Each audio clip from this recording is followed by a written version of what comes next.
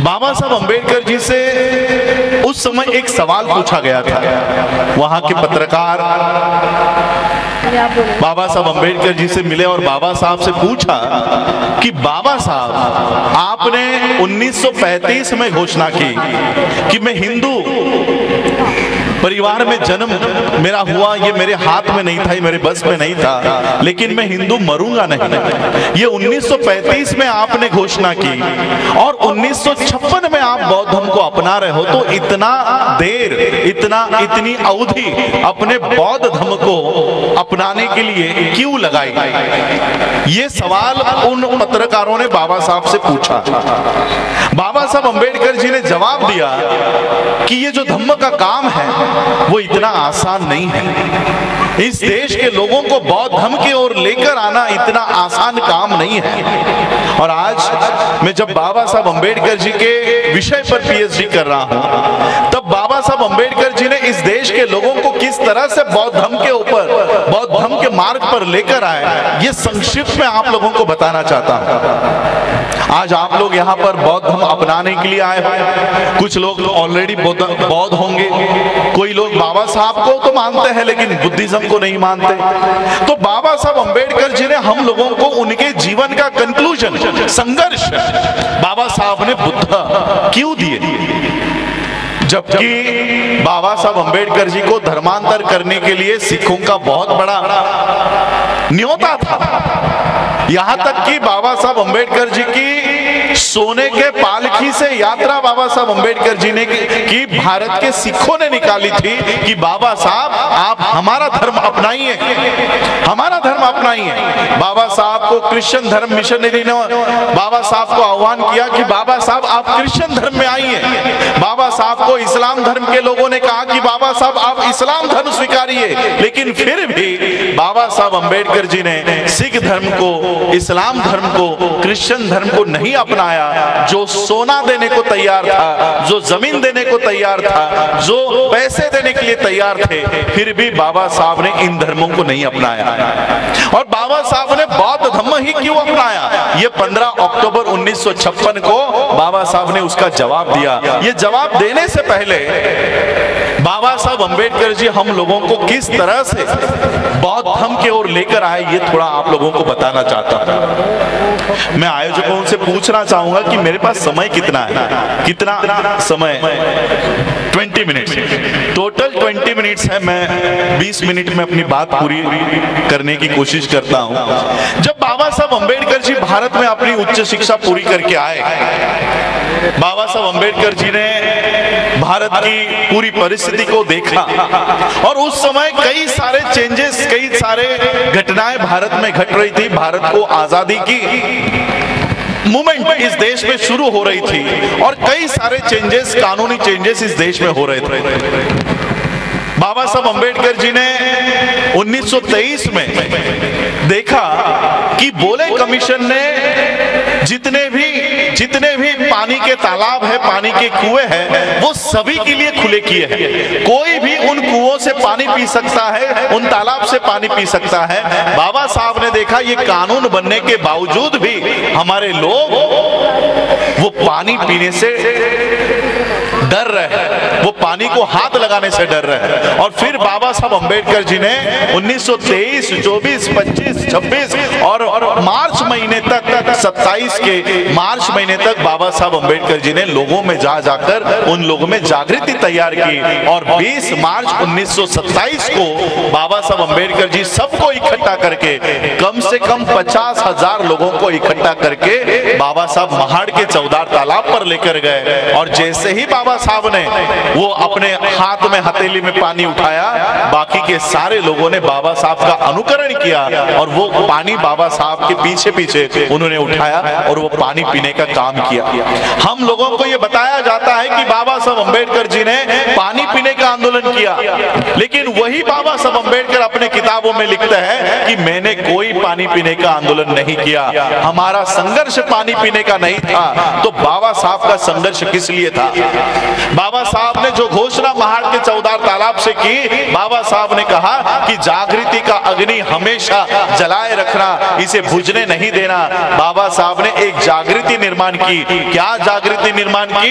कि अगर एक कुत्ता उस तालाब से पानी पी सकता है, अगर कोई जानवर उस तालाब से पानी पी सकता है, तो हम इंसान हैं, हम इंसानों को भी वो अधिकार मिलना चाहिए। बाबा साहब अंबेडकर जी ने पानी पीने का आंदोलन नहीं किया, मरे हुए समाज को जिंदा करने का काम बाबा साहब अंबेडकर जी ने महाड़ के तालाब से किया।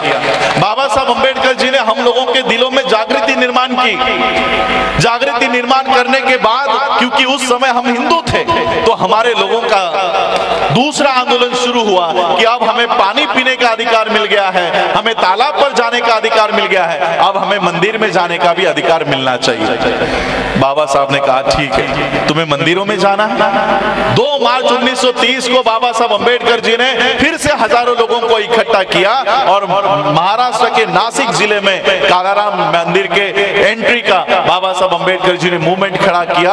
और जैसे ही बाबा साहब अंबेडकर उस मंदिर में प्रवेश करेंगे, अंदर से बड़े बड़े दरवाजे बंद कर दिए गए और अंदर से पथराव हुआ। एक पत्थर आकर बाबा साहब को लगा और बाबा साहब लहूलुहान हो गए। और वहीं पर बाबा साहब ने कहा कि देखो, तुम अपने आप को हिंदू समझते हो, अगर तुम हिंदू होते तो ये मंदिर में हमें लेते। बाबा साहब अंबेडकर जी ने धीरे धीरे लोगों के दिलों में ये सवाल पैदा कर दिया कि अगर हम भी हिंदू हैं, वो भी हिंदू है, तो फिर वो हमें मंदिर में क्यों नहीं लेते, हमें मंदिर में क्यों नहीं लेते। 1930 का भी आंदोलन पूरा हुआ। 1930 के बाद 1931, 32, 33 में राउंड टेबल कॉन्फ्रेंस की शुरुआत हुई। और जब बाबा साहब अंबेडकर राउंड टेबल कॉन्फ्रेंस में गए, गांधी का वहां पर कहना था कि आजाद भारत में अछूतों को अगर वहां पर कोई भी अधिकार मिलता है तो ऐसी आजादी हमें नहीं चाहिए। गांधी का ऑफिशियल स्टेटमेंट है कि आजाद भारत में अगर अछूतों को अधिकार मिलते हैं तो हमें ऐसी आजादी नहीं चाहिए। बाबा साहब अंबेडकर जी ने ये बातें समाज को लाकर बता दी। पूना पैक्ट का आंदोलन हुआ। पूना पैक्ट में बाबा साहब की सिग्नेचर हुई और फिर हमारे अधिकार छीन लिए गए। यानी जो लोग हमें हरिजन कहा करते थे, हिंदू कहा करते थे, वही हम लोगों को अधिकार देने को तैयार नहीं थे। और फिर इस देश का संविधान लिखने की जब तैयारी शुरू हुई, बाबा साहब अंबेडकर संविधान सभा में गए। कितना संघर्ष हुआ वो हम सब जानते हैं। और जब बाबा साहब अंबेडकर संविधान सभा में गए, बाबा साहब ने सिर्फ भारत का ही नहीं, पूरे दुनिया का, पूरे विश्व का सबसे बढ़िया संविधान बाबा साहब ने इस देश को निर्माण करके दिया। और मैं इसलिए नहीं कह रहा हूं कि मैं बाबा साहब का वंशज हूं या बाबा साहब के परिवार से हूं। ये बात वर्ल्ड के लोग एक्सेप्ट करते हैं। इससे पहले यूनाइटेड स्टेट्स के जो प्रेसिडेंट हुआ करते थे, उन्होंने बाबा साहब अंबेडकर जी के संविधान के बारे में कहा कि बाबा साहब अंबेडकर अगर हमारे देश में पैदा होते तो हम सूरज का नाम बदलकर उसे अंबेडकर कर देते। इतनी बाबा साहब अंबेडकर जी की आज संविधान को लेकर पूरी दुनिया बाबा साहब की तारीफ करती है। लेकिन वही बाबा साहब अंबेडकर इस देश को संविधान देते हुए कहते हैं कि ये संविधान कितना ही बढ़िया क्यों ना हो, कितना ही अच्छा क्यों ना हो, इसको चलाने वाले लोग अगर गलत है तो संविधान किसी काम का नहीं है। यूनाइटेड स्टेट का प्रेसिडेंट नेल्सन मंडेला, नेपाल के लोग बाबा साहब के संविधान को रेफर करते हैं, बाबा साहब के संविधान की तारीफ करते हैं। लेकिन वही बाबा साहब कहते हैं कि संविधान चलाने वाले लोग अगर गलत हो तो संविधान किसी काम का नहीं। बाबा साहब को पता चल चुका था कि संविधान मैंने सबसे बढ़िया बनाया है, लेकिन जिनके हाथों में दे रहा हूं वो नालायक है, वो देश को संविधान पर नहीं चलाएंगे, देश को संविधान पर नहीं चलाएंगे। बाबा साहब अंबेडकर जी को पूछा गया, बाबा साहब अंबेडकर जी के ऊपर आरोप लगाया जाता है कि बाबा साहब अंबेडकर जी ने भारत का संविधान फ्रेंच रिवॉल्यूशन से, फ्रांस से उठाया है, वहां से कॉपी किया है। बाबा साहब को यह सवाल पूछा गया, बाबा साहब ने कहा मैंने भारत का संविधान किसी फ्रेंच रिवॉल्यूशन से नहीं उठाया, मैंने भारत का संविधान बुद्ध के अनुसार तैयार किया है, बुद्ध के संदेश पर, बुद्ध के धम्म के अनुसार तैयार किया है। इसका प्रियम्बल कभी पढ़ लो। इक्वलिटी, समानता किसी धर्म में नहीं है, सिर्फ बुद्ध के धम्म में समानता है। भाईचारा कोई धर्म नहीं सिखाता, भाईचारा केवल बुद्ध का धम्म सिखाता है। और इसलिए ये जो प्रियम्बल है, ये पूरा प्रियम्बल संविधान किस आधार पर है? वो प्रियम्बल बुद्धा के आधार पर है। बाबा साहब को पता चल चुका था ये लोग संविधान इस देश में नहीं चलाएंगे, और तब मेरे देश के लोग कहां जाएंगे? मेरे लोग कहां जाएंगे? मुझे फॉलो करने वाले लोग कहां जाएंगे? बाबा साहब अंबेडकर जी से सवाल किया गया कि बाबा साहब इस देश के लोकतंत्र का क्या होगा? आप लोगों ने बाबा साहब का बीबीसी का इंटरव्यू शायद पढ़ा होगा, देखा होगा। ब्लैक एंड व्हाइट में वो इंटरव्यूअर बाबा साहब से सवाल करता है कि बाबा साहब इस देश के लोकतंत्र का क्या होगा? बाबा साहब कहते हैं ज्यादा देर तक नहीं चलेगा, इस देश का लोकतंत्र ज्यादा देर नहीं चलेगा। फिर वो इंटरव्यूअर मुलाकात लेने वाला बाबा साहब से पूछता है कि बाबा साहब ऐसे हालात में आपके लोगों का क्या होगा? आपके लोग कहां जाएंगे? बाबा साहब ने कहा कि हमें पर्यायी व्यवस्था खड़ी करनी होगी, अल्टरनेट व्यवस्था खड़ी करनी होगी। और बाबा साहब ने केवल अल्टरनेट व्यवस्था खड़ी करनी होगी इतनी बात नहीं रखी, बाबा साहब ने वो अल्टरनेट व्यवस्था खड़ी की और फिर बाबा साहब अंबेडकर जी का महापरिनिर्वाण हुआ। वो अल्टरनेट व्यवस्था क्या है? बाबा साहब को पता था एक दिन इस देश में ऐसा आएगा जब इस देश का संविधान हमारे लिए इस्तेमाल में लाना बंद किया जाएगा, इस देश के संविधान में लिखा हुआ रिजर्वेशन खत्म किया जाएगा, एजुकेशन खत्म किया जाएगा। तब मेरे देश के लोग, मेरे अनुयायी कहां जाएंगे? और इसलिए बाबा साहब अंबेडकर जी की स्वास्थ्य भी ठीक नहीं था। 1956 में बाबा साहब ने बौद्ध धर्म की दीक्षा लेने का निर्णय ले लिया। बाबा साहब के कार्यकर्ताओं ने बाबा साहब से कहा कि बाबा साहब अगले साल इलेक्शंस है, अगर आप आज बौद्ध धर्म की दीक्षा लेते हो तो 1957 में आपको हिंदुओं के वोट नहीं मिलेंगे। आप आपका दीक्षा का कार्यक्रम एक साल रोकिए, उसके बाद बौद्ध धर्म की दीक्षा लीजिए। बाबा साहब ने कहा तुम लोगों में से कोई भी अगर मेरे साथ नहीं आया, मुझे किसी की जरूरत नहीं है, मैं अकेला जाकर बुद्ध की शरण में जाऊंगा, मैं अकेला जाऊंगा। और फिर बाबा साहब अंबेडकर जी ने अशोका विजयादशमी 14 अक्टूबर 1956 को बौद्ध धर्म की दीक्षा ली। उस दीक्षा के पीछे एक संदेश है कि इस देश का संविधान अगर आपके मदद के लिए, आपके सहायता के लिए इस्तेमाल में नहीं लाया जाता तो ये बुद्ध आपकी रक्षा करेगा, ये बुद्ध आपके पीछे खड़ा हो जाएगा, डटकर खड़ा होगा। हम आज भी बाबा साहब के आदेश और संदेश को हम जान नहीं पाए। आज भी जैसे हमारे भंडारी साहब ने कहा, हमारे बुद्धिस्ट सोसाइटी ऑफ इंडिया के दिल्ली स्टेट प्रेसिडेंट है, हमारे लोगों की चिंता क्या है? बौद्ध धर्म अपना लिया तो हमारा रिजर्वेशन चला जाएगा, हमें रिजर्वेशन नहीं मिलेगा। इस डर से हमारे लोग बुद्धिज्म की ओर नहीं जा रहे। आज मैं श्रामणेर बना हूं, मैं इसलिए बना हूं क्योंकि आज से 1 महीना मैं वर्ल्ड टूर पर हूं। कल मैं ऑस्ट्रेलिया जाऊंगा, ऑस्ट्रेलिया से वहां के बौद्ध जितने भी ऑर्गेनाइजेशंस हैं वहां पर मेरी सारी सभाएं लगी हुए, कॉन्फ्रेंसेस लगे हुए। और उसके बाद 18 तारीख को मैं वर्ल्ड फेलोशिप ऑफ बुद्धिस्ट के मंच पर जाऊंगा, जहां पर 128 देशों के बुद्धिस्ट रिप्रेजेंटेटिव्स आते हैं। और वहां पर जाकर भारत के बौद्धों की असली परिस्थिति क्या है वो वहां के बौद्ध देशों को बताऊंगा, और वो बौद्ध देशों का समर्थन भारत के बौद्धों के पीछे खड़ा करने का काम करूंगा। ये मार्ग बाबा साहब ने हमें बताया। जब बाबा साहब अंबेडकर जी ने बौद्ध धर्म की दीक्षा ली तब बाबा साहब ने कहा कि अब घर में बहुत हो गया, घर में बहुत हो गया, भारत में बहुत हो गया, अब भारत के बाहर जाकर दिखाओ और वहां से अपने अधिकार प्राप्त करो। बाबा साहब हमको इस वर्ल्ड से जोड़ कर गए, विश्व से, बौद्ध विश्व से जोड़ कर गए, लेकिन हम वहां पर जाने के लिए तैयार नहीं है। हम लोग चमार, वाल्मीकि, जाटव, इस तरह से जातियों में लगे पड़े हैं। मुझे बताओ, आपके यहाँ का दिल्ली का चमार, आपके यहाँ का उत्तर प्रदेश का चमार क्या महाराष्ट्र में पाया जाता है? नहीं, वहां पर चांभार बोलते हैं, और वो भी पूरी तरह से हिंदुइज्म है। कम से कम यहाँ के चमार अम्बेडकराइट्स तो है।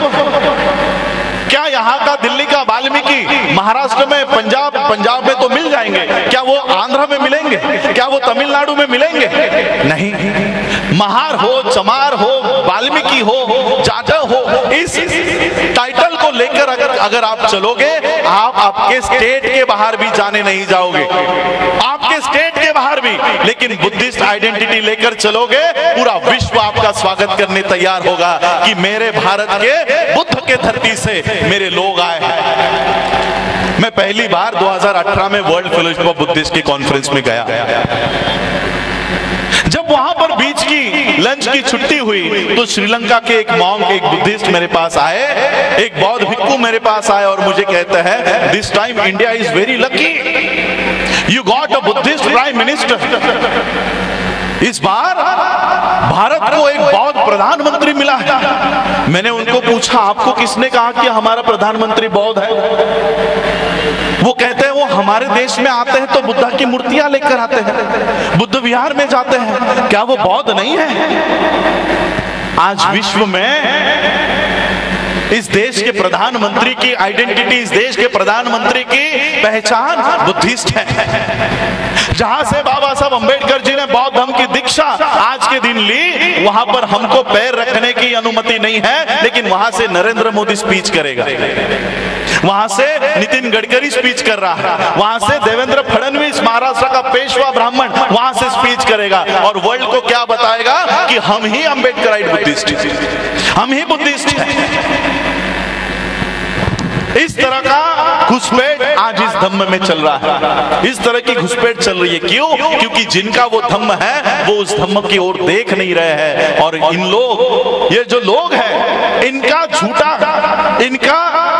झूठा वो हमारे हाथ में दे रहे हैं और हमारी सोने की थाली वो चुरा कर लेकर जा रहे हैं। हम उनके झूठे 33 करोड़ देवी देवताओं के चक्कर में पड़े हुए हैं और वो हमारा सोने का बुद्ध उठाकर घूम रहे हैं। मैंने एक दिल्ली इंटरनेशनल एयरपोर्ट पे मैंने एक लाइव किया था, वहां पर मुझे एक बड़ी सी किताब का चित्र देखने को मिला और उस किताब का नाम था a monk who became chief minister, a monk who become chief minister. और इसी वेश में योगी आदित्यनाथ का फोटो वहां पर लगा हुआ था। यानी ये विदेशों में क्या प्रचार करते हैं कि उत्तर प्रदेश का चीफ मिनिस्टर ये बौद्ध भिक्षु है, इस देश का प्रधानमंत्री एक बौद्ध प्रधानमंत्री है।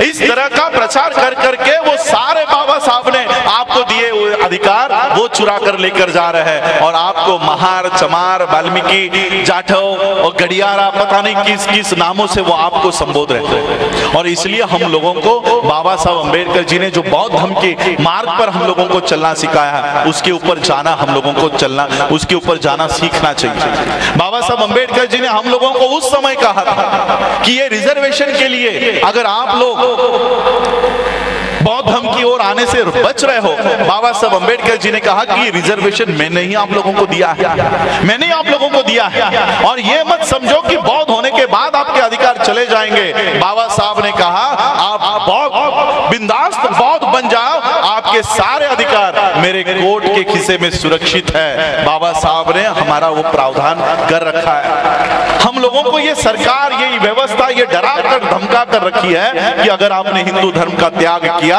तो आपके अधिकार चले जाएंगे, आप लोगों के अधिकार चले जाएंगे। और इसलिए हम लोगों को ये डरा धमका कर हिंदू धर्म में आप लोगों को फंसा कर रख रहे हैं। इसलिए हम लोगों को खुले तौर से बौद्ध धर्म की दीक्षा आज के दिन देखिए, आज हम लोग सब इकट्ठा हुए हैं, अशोका विजयादशमी को मना रहे हैं। हम लोगों को बाबा साहब अंबेडकर जी, हम सभी लोग बाबा साहब अंबेडकर जी के अनुयायी हैं। जो काम हमारे महापुरुषों ने किया उसका अनुकरण हमें करना चाहिए। सिर्फ बाबा साहब अंबेडकर जी को आकर माथा टेकने से, हाथ जोड़ने से, फूल चढ़ाने से, कैंडल जलाने से बाबा साहब के ऋण कभी नहीं फिटने वाले हैं। इसलिए हम लोगों को बाबा साहब ने जो काम किया है, जो दिशा बताई है, उसका अनुकरण हम लोगों को करना चाहिए। मैं इसलिए आज आप लोगों के समक्ष आया हूं क्योंकि मैंने भंडारी जी से कहा था कि मुझे बंबई से ऑस्ट्रेलिया जाना है, मैं दिल्ली नहीं आ पाऊंगा, लेकिन फिर भी मैं आज आप लोगों के यहाँ आया कि राजेंद्र पाल गौतम जी के माध्यम से पूरे देश भर में, सिर्फ दिल्ली में ही नहीं, आज भी एट ए टाइम कितने कई सारे राज्यों में जय भीम मिशन हो, बुद्धिस्ट सोसाइटी ऑफ इंडिया हो, हम लोग काम कर रहे हैं और एक बहुत बड़ा मैसेज वर्ल्ड को देने वाले हैं, पूरे विश्व को देने वाले हैं। यहाँ पर कम से कम हम लोग 5 करोड़ के संख्या में लोगों को बौद्ध दीक्षा का कार्यक्रम हम लोग आयोजित कर रहे हैं। हमारे पास आज साधन नहीं है, हमारी इस जानकारी को कोई टीवी चैनल वाला नहीं दिखाएगा, कोई न्यूज़पेपर वाला नहीं छापेगा, इसलिए हमें भी उनके टीवी चैनल पर और न्यूज़पेपर का इस्तेमाल हम भी नहीं करना चाहते। जिस तरह से तथागत बुद्ध ने काम किया, दो पैरों के बलबूते पर, एक गले के बलबूते पर उन्होंने उनका धम्म, उनका संदेश पूरे विश्व में पहुंचाया। हम भी रोज एक एक गांव में जाकर ये संदेश लोगों तक पहुंचाएंगे और बाबा साहब अंबेडकर जी का ये कारवां और आगे लेकर जाएंगे और पूरे विश्व के सामने हम इस देश के असली बुद्धिस्ट है ये लोगों को जाकर बताएंगे और बौद्धों की एक स्वतंत्र व्यवस्था इस देश में खड़ी करने की कोशिश हम करेंगे। देखिए ये जो पीछे इमारत खड़ी है ये भी बाबा साहब ने उस समय बनाई 1946 में। हमारे सर यहाँ पर बैठे हुए हैं, कुमार सेन बौद्ध जी यहाँ पर बैठे हुए, वो इस व्यवस्था को पूरा देखते हैं। उस समय बाबा साहब ने ये नींव रखी है और इसलिए आज हम लोगों को बुद्धिस्ट नींव रखनी होगी। हमारे खुद के एजुकेशन सिस्टम, हमारी खुद की बैंकिंग सिस्टम, हमारी खुद के हेल्थ सिस्टम, इसके ऊपर हमको काम करना है। हम बौद्धों के लिए आज मैं श्रामणेर इसलिए बना हूं क्योंकि श्रामणेर अवस्था में ही मैं वर्ल्ड के बुद्धिस्टों को जाकर बताऊंगा कि भारत में बौद्धिज्म को अगर रिवाइव करना है, सर्वाइव करना है, तो हमें ये सारी व्यवस्था भारत में खड़ी करनी होगी। आज जो लोग बौद्ध हम में घुस पड़े हैं, नरेंद्र मोदी हो, योगी हो, जो बुद्धिज्म के नाम पर सारा फंड वो ब्राह्मणी व्यवस्था को डाइवर्ट करते हैं, उन लोगों को खुला करने का काम, उन लोगों का षड्यंत्र खुला करने का काम मैं वर्ल्ड के माध्यम से वहां पर कर रहा हूं और भारत के असली बौद्धों का वहां पर सब लोग हम वहां पर पहचान बनाने का काम कर रहे हैं। तो आप सभी लोगों का स्वागत है। आज आप लोग बौद्ध धर्म की दीक्षा यहाँ पर लीजिए और अपने आप को ऑफिशियली बुद्धिस्ट डिक्लेयर कीजिए। आपका कोई रिजर्वेशन नहीं जाएगा। और रिजर्वेशन के बारे में मैं बताना चाहता हूँ, निर्मला सीतारमण का नाम आपने सुना है, इस देश की फाइनेंस मिनिस्टर है। उसने एक 1.5 साल पहले अनाउंस कर दिया है कि देश के सारे पब्लिक सेक्टर हम बेचने वाले हैं, 2 साल में बेचने वाले हैं। एयर इंडिया बेच दी, कई सारे बैंक बेच दिए हैं, कई सारे बैंक खत्म हो गए हैं। अब कई सारे जितने भी पब्लिक सेक्टर है, रेलवे बेच रहे हैं, जहां पर हमारी नौकरियां हैं वहां की सारी व्यवस्था ये बेच रहे हैं। संसद में ये सवाल उठा कि आप सब पब्लिक सेक्टर बेचने वाले हो तो रिजर्वेशन प्राइवेट सेक्टर में मिलेगा या नहीं। संसद ने क्लियर किया कि प्राइवेट सेक्टर में रिजर्वेशन नहीं मिलेगा, यानी पब्लिक सेक्टर खत्म, प्राइवेट सेक्टर में रिजर्वेशन नहीं। अब जिस रिजर्वेशन के लिए आप जातियों को छोड़ने को तैयार नहीं थे, अब वो नौकरियां ही नहीं बची। अब आपके पास कोई दूसरा मार्ग नहीं है। जातिगत आरक्षण लेने के बजाय बौद्ध धर्म के माध्यम से अल्पसंख्यकों के लिए जो आरक्षण है वहां पर आप लोग आइए और गर्व से अपने आप को बुद्धिस्ट कहकर वो अधिकार आपके प्राप्त कीजिए। इतना बड़ा अधिकार बाबा साहब हमको देकर गए, उस मार्ग पर हम लोगों को चलना चाहिए। और इसलिए बाबा साहब ने हमें 128 देशों से जोड़ रखा है। एक दिन इस देश में ऐसा आएगा कि राजस्थान हो, हरियाणा हो, उत्तर प्रदेश हो, दिल्ली हो, हमारे किसी भी मनीषा के ऊपर, हमारे किसी भी बच्चे के ऊपर अगर अन्याय हो, अत्याचार हो, तो इस देश का प्रधानमंत्री नहीं, इस किसी स्टेट का मुख्यमंत्री नहीं, किसी स्टेट का, किसी डिस्ट्रिक्ट का कलेक्टर नहीं, इस देश, इस विश्व के सारे बौद्ध देश हमारे लिए आवाज उठाएंगे। ऐसी नौबत इस देश में हम लोग लाकर हम वो चित्र यहाँ पर खड़ा करेंगे। आप सभी लोगों का आज इस धम्म दीक्षा के समारोह में आप सभी लोगों का स्वागत है। बाबा साहब ने उस दीक्षा समारोह में, दीक्षा होने के बाद बाबा साहब ने एक बात कही थी। बाबा साहब ने कहा, आज बाबा साहब ने मराठी में कहा था कि आज माझी नरकातून सुटका झाली, यानी आज मैं नरक से बाहर आया, ऐसे मुझे लग रहा है। बाबा साहब ने जब बौद्ध धर्म की दीक्षा ली तो बाबा साहब ने ये उद्गार निकाले कि आज मैं नरक को छोड़कर बाहर आ रहा हूँ। हिंदू धर्म या ब्राह्मण धर्म ये नरक के समान है। नरक की कॉन्सेप्ट बुद्धिज्म में नहीं होती, स्वर्ग की कॉन्सेप्ट नहीं होती, लेकिन अगर नरक कहीं होता, कैसे होता, तो वो ब्राह्मण धर्म के समान होता। तो इस तरह से बाबा साहब ने विधान किया। मैं भी आप लोगों को, जो ब्राह्मण धर्म में आप लोग पड़े हो, उस नरक से बाहर आकर ये बौद्ध धर्म में आप लोग शामिल हो जाओ, इसलिए आह्वान करता हूं। आप सभी लोगों ने मुझे आमंत्रित किया, उसके लिए आप सभी लोगों का आभार। हमारे DNN हिंदी को सब्सक्राइब करने के लिए दबाएं लाल रंग का सब्सक्राइब बटन और घंटी का बटन दबाकर ऑल नोटिफिकेशन पर क्लिक करें। चैनल को जिंदा रखने के लिए नीले रंग का ज्वाइन बटन दबाकर चैनल को आर्थिक सहयोग करें।